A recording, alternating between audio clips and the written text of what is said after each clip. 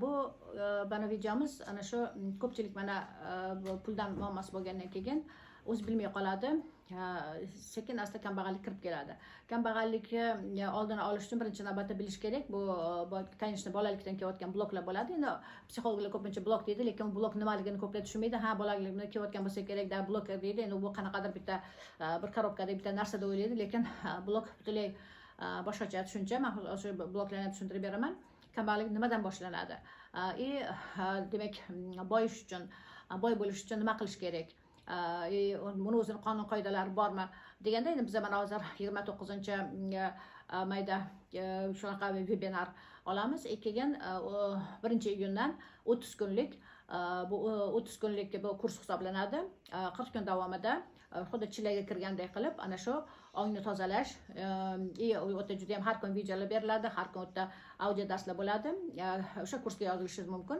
O'shanda hammasi tushuntirishdan tashqari har kun shunaqangi mashg'ulot olib boriladi. Mana endi hozir mana shu kambag'allik nimadan boshlanadi, kambag'allik belgilari, shu kambag'allikka kirib ketmaslik uchun nima qilish kerak degan savollarga ko'plab shunaqa savol beradi. O'shanga javob bermoqchiman. Birinchi navbatda bu kambag'allikda bu yetishmovchilik, defitsit, yetishmovchilik, pul yetishmovchiligi, ovqat yetishmasligi, kiyim yetishmasligi, uy-joy bo'lmasligi, bular hammasi demak kambag'allikka kiradi. Endi bu qanaqa boshlanadi kambag'allik, qanaqa undan qutulish kerak? Bu demak bolalikdan demak qanaqadir bloklar bo'ladi deydi. Bolalikdan qanaqa bloklar bo'lishi mumkin? Bunga mana misol qilib aytishim mumkin. Masalan, mana bir bayramda ishlaganimda, u endi unaqangi bolalikdan kambag'al bo'lmagan. U aytadiki, ota-onam deydi, yaxshi ishlarda ishlashgan deydi. Hamma narsamiz yaxshi edi uyimizda deydi, uy-joylar ham yaxshi edi. Xolodilnigimiz to'la edi deydi. Har doim deydi, katta-katta shunaqa mehmonlar kelardi, mehmondorchiliklar bo'lardi. Bu tomondan deydi, men hech faqat yaxshi tomonni ko'rganman deydi. Lekin bitta narsa bor edi. Ota-onam menga dedi, hech qachon onam ham deydi, otamda ham deydi shunaqangi ular o'zini yaxshi ko'rarmidi, keyinchalik katta bo'lganda tushundim. Kichkinaligimda men xohlagan deydi o'yinchoq olib berishmasdi. Men endi 3-qiz edim, ikkita akam bor edi. Katta o'g'il, katta akam yaxshi ko'rishardi.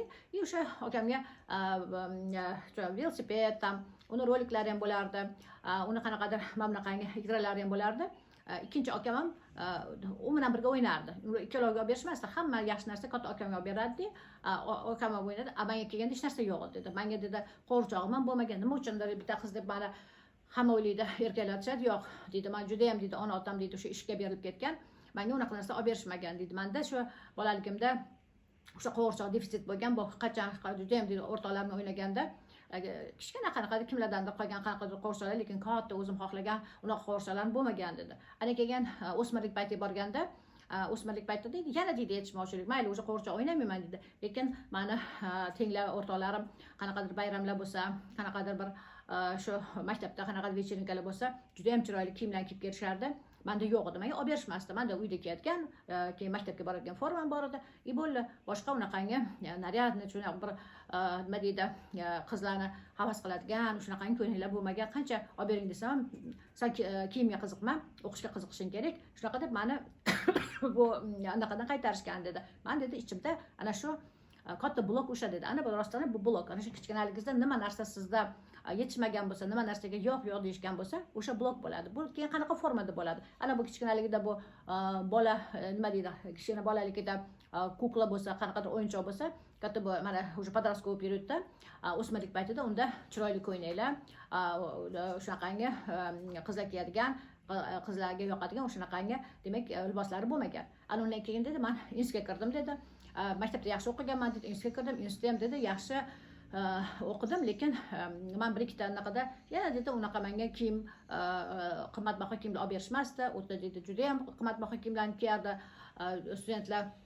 Men dedi yana o'zimni birovlardan past, ana o'sha o'ziga past olib berish boshlagan. Menda yo'q edi dedi. Olgan stipendiyam baribir dedi uyga keltirib berardim.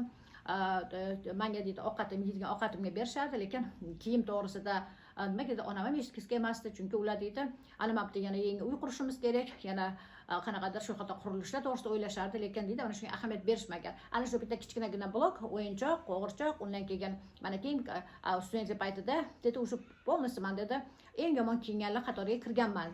Uni men uni bildim, onam gapirsam eshitmasdi, otam ham eshitmasdi. nimaga ahamiyat berishmasdi. Shu bilan dedi, keyin turmushga chiqqanda dedi, men vro'je bir yaxshi oilaga uzatishdi, lekin dedi meni erim hech qanaqangi ro'zg'orga ham qilmasdi dedi, faqat o'zini o'ylardi dedi. Endi buni mana fikri edi, shu ota-onasi faqat o'zini o'ylagan, o'zlari uchun dedi, o'sha remont qilishardi, o'zlari uchun dedi, uy-joy qilishardi, lekin menga dedi, kerakli narsani berishmagan. Xuddi shunaqa, demak, ongostidagi salbiy programma shunaqa davom etyapti. Unga shunaqangi oilaga tushgan. Eri umuman o'ylagani yo'q, qo'lida pullari turardi, dasta puli, lekin deydi, hech qanaqa menga sarflamas. Ana shunaqa paytda keyin men deydi, majbur bo'lganman shu tillamni sotib, o'sha отдельно chiqib ketdik dedi. Menda deydi, uyda ro'zg'origa yetishmayotgan juda ko'p narsalar bor edi.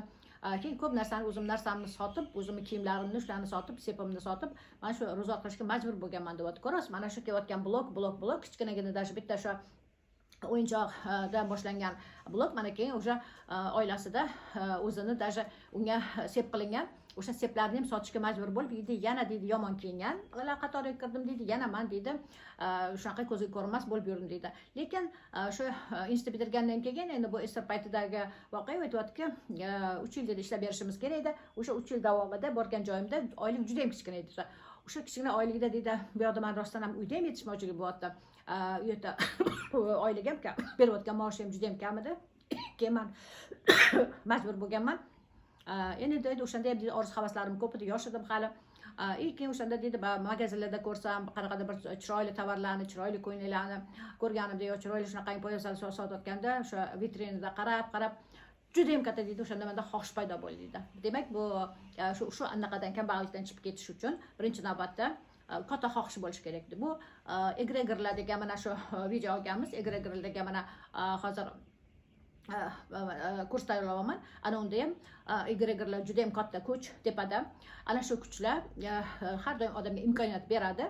Egregorlar mana shunaqa deydi, masalan, deydi, "Da beramiz" deydi. Bu odam deydi, qanaqa oilada katta bo'lganiga nisbatan nima, agar xohishi bo'lsa deydi, "Da, пожалуйста" deydi, bizga o'sha xohishini bersin, xohishini gapirsin, biz uni amalga oshiramiz deydi. Ambitsiya bo'lish kerak. Bu degani unda orzu havas bo'lish kerak, xohish bo'lish kerak. Juda ham katta xohish, bizning juda katta xohishimiz ham juda ham katta kuch ekan. Agar deydi o'sha xohish bo'lsa, demak, tepada egregorlar o'z yordam beradi. Siz hozir borib ota-onangizga yoki kimdandir yordam so'rashmas, ana shu koinotning kuchlari o'z yordam kelar ekan. Bu ayolniki, men dedi, o'shanda juda ham xohish paydo bo'ldi deydi. Shunaqa o'tiribman hozir. Agar boshqa ishga 3 yil ishlab отработка qilgandan keyin rostdan ham deydi, sразу borib производствоga bordim deydi. Производствоda qaradim, oyligi misol bo'tga nisbatan ko'proq ekan, lekin baribir xursand bo'ldim dedi. Undan keyin men o'shanda dedi, menda hech qachon qo'limda pul turmasdi dedi, pul yo'q edi dedi. Ustimdagi kiyimim yuvib dedi, shu bitta ikkita kiyim постоянно o'shani dedi almashtirib kiyardim dedi. Keyin xolodilnigim bunaqa to'lamas dedi, постоянно dedi, ovqatda ham shu yetishmovchilik deydi, o'sha keyin ketma-ket bolalar tug'ilgan, bolalarimni men bunaqa yashashini xohlamadim deydi. Hatto deydi, men shunaqa yaxshi oilada katta bo'lganman. Endi bu yerda nima uchun masalan bu o'sha xohish paydo bo'ldi, nima uchun o'sha narsani o'zgartiraman dedi. Chunki u bolalikdan yaxshi hayotda yashagan, u hech qachon qorni ochiq qolmagan, uylari ham hammasi qanaqadir bir hashamatli bo'lgan. Ana shu natijasida u keyin mana o'zgartiraman. Men bundan ham pastga tushib ketmayman. Bitta kiyimim yo'q edi, mana endi hozir kiyimim yo'qligi, kiyimni masalan menda har doim yetishmovchilik bo'lgan bo'lsa, endi hozir uy joydan, turadigan joyimdan, ovqatdan bundan yetishmovchilikni xohlamayman degan, ana shu ichkaridan krik dushi deydi, ichkaridan shunaqangi portlab, men buni xohlamayman, men boshqacha hayot xohlayman degan, mana shu birinchi demak условияda, sharti xohish bo'lish kerak. Unda o'sha koinot yordam keladi. Keyin rostdan ham dedi, men shunaqa производствоga bordim dedi. Bir 2-3 oydan keyin dedi, bu производство o'sha bu joyida da filial bor ekan, filialga ham odam yetishmas ekan. No, abitdan keyin borib o'tda ishlashga ham ikkinchi ish ham oldim dedi. Keyin dedi, shu ishlayotgan joyim o'zida kechasi ham operatorlikka joy bor ekan, ishlashga ruxsat berishdi dedi. Dedi, men dedi, ana shu o'zim sohamda dedi, 3 ta oylik olib ishlayotgan ishda mana shunaqa omadim kelib qoldi dedi. Bu yerda omad kelish emas, bunda birinchidan o'sha xohish bo'lgan. O'sha egregorlar buni eshitgan, ishlayman degan. Bu yerda mehnatkashlik bor, demak buni o'zi harakatchan. Ana shu natijasida keyin mana dedi, men birinchi o'sha kambag'allikdan chiqib ketishim, birinchi yo'li man har doim dedi qo'limda pul bo'lmasdi. Birdan har doim man qo'rquv bilan yashadim, vahim bilan yashadim. Anada birdan suv toshib ketadimi? Yo bo'lmasa qanaqadir svet o'chib qoladimi, elektrik kerakmi? Yo bo'lmasa bola kasal bo'lib qoladimi? Shunaqa paytda menda hech qachon anda pul turmasdi. Erim umuman pul bermasdi, u постоянно komandirovka ishda yuradi. Umuman dedi, ota-onam ham dedi, o'sha bolaligimda menga ehtiyojlarimni unaqa qondirishmagan. Ana shunda dedi, menda birinchi paydo bo'lgan fikr bu kambag'allikdan chiqib ketishim kerak, menda pul bo'lishi kerak. O'shandan keyin dedi, mana shu 3 ta joydan oylik kelyapti, pul kelyapti. Bitta oylikka men umuman tekkanim yo'q, men uni omonatga qo'yishim kerak, uni men yeb qo'yishim kerak. O'ta pul yashashga o'rganganman dedi. Ikkinchi anaqasi qismi, yo'q, men yaxshi yeyishim kerak. Men bunaqangi yomon demak nima deydi, xolodilnikim to'la bo'lishi kerak, bolalarim yaxshi oziqlanishi kerak, o'zim ham xohlagan narsani olib yeyishim kerak deb dedi. Ikkinchi oyligimni men полностью o'sha demak oziq ovqatga, uyga, ro'zg'orga ishlatimda baraka bo'lishi kerak dedim. Ana uchinchisi keyin demak o'zimizda mana shu kiyimlar, men har doim bolaligimdan kiyim yo'qligi ham, har shunday paytda ham, maktab paytida ham yomon kiyinganim uchun men yaxshi kiyinishim kerak deb uchinchi oyligimni shunga qarab yo'naltirdim-da. Keyin birinchi navbatda menda dedi, ana shu yetishmovchilik tugadi dedi. Yetishmovchilik tugadi, keyin menda dedi, ana pulim yig'ilgandan keyin 1 oy, 2 oy, o'sha dedi yarim yildan keyin menda qanaqadir finansoviy svoboda degan, voy pul har doim ham bor. Qancha men dedi ichkaridan xursand bo'lsam, shuncha menda anda demak pul turgandan keyin svobodni bo'lib pul bemalol yig'ila boshladi dedi. Ana bu demak o'sha finansoviy svoboda, bu o'sha bolalikdan kelgan bloklarni o'zi bilmagan holda sekin asta ularni hammasini yo'qotgan. Mana endi shu bloklar masalan boylikka bu qarshi, o'sha bloklar mana nimalardan kelib chiqadi? Yo masalan kambag'allikda yana nima narsalar bo'lishi mumkin? Bu birinchidan shu defitsit. Ko'p kambag'al oilalarda shu defitsit bo'ladi, yetishmovchilik. Ovqat yetishmaydi, ovqat постоянно problema uyga kelsa, xolodilnikda pustoy bo'ladi, yo bo'lmasa o'sha ovqat qilinayotgan paytda даже issiq ovqatga bas payti bo'ladi.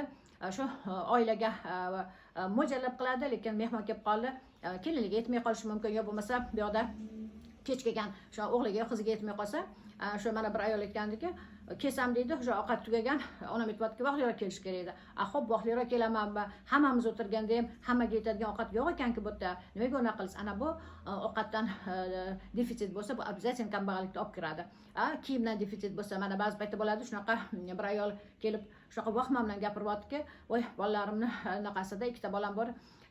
Bu maktabga borish kerak, ustida yo'q, oyog'ida yo'q. Bu oktyabr oyi, ertaning qor yomg'irlar boshlanib ketsa, nima qilasiz? Qaqaga taksiz olmagansiz desa, keyin kichkina bo'lib qolgan, bu bolalarni ustida o'zingizda ham bir nechta bo'lish kerak, bir nechta kurtka, bir nechta oyoq kiyim, bularni hammasini sekin-asta mayli arzon bo'lsa ham olib qo'yish kerak, chunki yo'q degandan keyin rostdan ham agar ustida bo'lmasa, birdan mana yomg'ir yog'di, qor yog'di, keyin bolani kiyadigan demak oyog'ida yo'q, ustida yo'q bo'lsa, ana bu sizda ichida qo'rquv, vahima, panika, ana bu narsalar yana kambag'allik keltirib chiqaradi, yana yetishmovchilik bo'ladi. Buni siz balki sezmasligingiz mumkin, bir narsani kiydirib yuborishingiz mumkin, lekin bola maktabga borgandan keyin uni o'rtoqlari chiroyli kiyinib, yaxshi kiyinib kelgandan keyin ana uni ichida qanaqadir bir bloklar paydo bo'ladi, keyinchalik u butun hayotga ta'sir qiladi. Undan tashqari keyin mana har xil qarzlar, kvarplatadan qarz bo'ladi, svetdan qarz bo'ladi. Endi svetdan qarz bo'lsa birpas o'chirib qo'yadi, lekin masalan gazdan, suvdan shunday qarzlar bo'lsa, ular ham yig'ilib mana bitta qo'shnimiz bor edi. 3 xonali uyni 2 xonalikka almashtirishga majbur bo'ldi.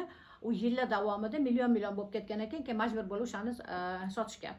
Mana bu ham o'sha kambag'alchilik bor narsangizni yo'qotishga olib keladi. Undan tashqari birovlardan qarz olish yoki bo'lmasa kreditlarga kirib ketish, bular ham hammasi kambag'allik keltirib chiqadi. O'shaning uchun agar siz shu kambag'allikdan qutulmoqchi bo'lsangiz, ana shu pul energiyasi, undan keyin shu pul oqimlari bor. Shularga kirish xohlasangiz, o'shalarni bilsangiz, keyin boylik o'zini ketiradigan, процветание, boylikni saqlaydigan shunaqangi kuchlar bor ekan. Ana shularni kuchlarni o'ziga chaqirish uchun shularni yaxshi bilmoqchi bo'lsangiz, kursimizga yozilishingiz mumkin. Telegramga kirib, shu kurs bilan tanishing. Hurmatli obunachilar, videomiz yoqqan bo'lsa, like bosib, izohlar qoldiring, podpiska bo'ling.